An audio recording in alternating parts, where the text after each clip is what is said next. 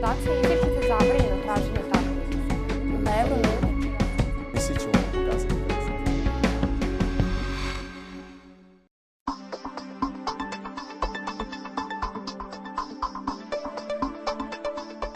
Hladnjača za animalni otpad je drugi projekat po redu u Javnoj agenciji za poljoprivredu posle izgradnje prihvatilišta za pse i mačke i ona je većinskim delom angažovana od strane Evropske unije, odnosno aplicirali smo i na taj način smo dobili sredstva nekih 18.000 evra. Naše učešće je bilo 25%, znači u tom projektu. Počela je sa izgradnjom prošle godine i to u startu odmah sa zakašnjenjem, tako da imamo situaciju da još ona nije završena. Oni grubi radovi su urađeni, ostalo je one finansije, što bi rekli, unutra objekta da se završi i to čekamo za nekih 10 dana. Onda imamo situaciju da treba da one pristupne puteve koji su sastavni deo te hladnjače da izgradimo, des barijeru i kolsku vagu i to su sredstva koje će biti opredeljene iz budžeta Javne agencije i koje su opredeljene za ovu godinu. Tako da naša nada i očekivanja su da će ona biti u funkciji negde u drugoj polovini ove godine.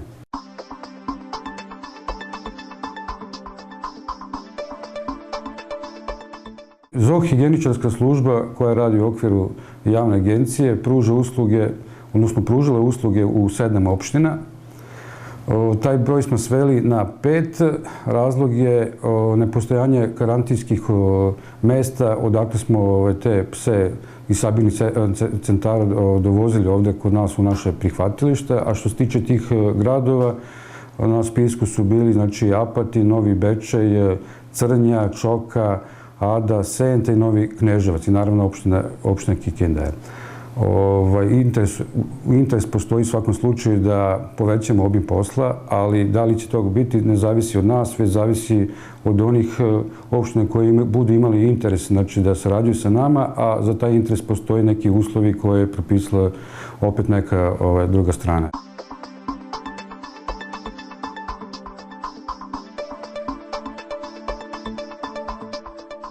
Možete sami da se uverite da je situacija ne kudikamo, već apsolutno je sad pod kontrolom.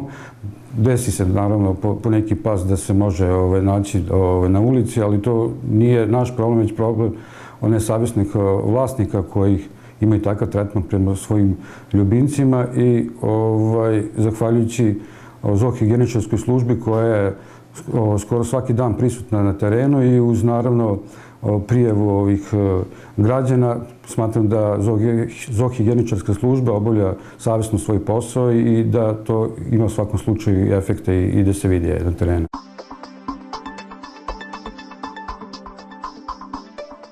Javna agencija posjeduje, odnosno u svom vlasništvu ima 148 grla, krupna grla i to goveda. Radi se naime o hošno-frizijskim rasama, mlečnim kravama koje služe za potrebe proizvodnje mleka.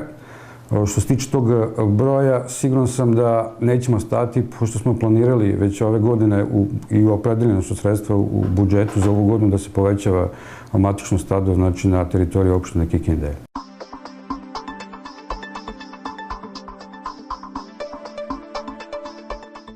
Ovo kažem da imamo volju i želju, u svakom slučaju da do novih projekata dođemo.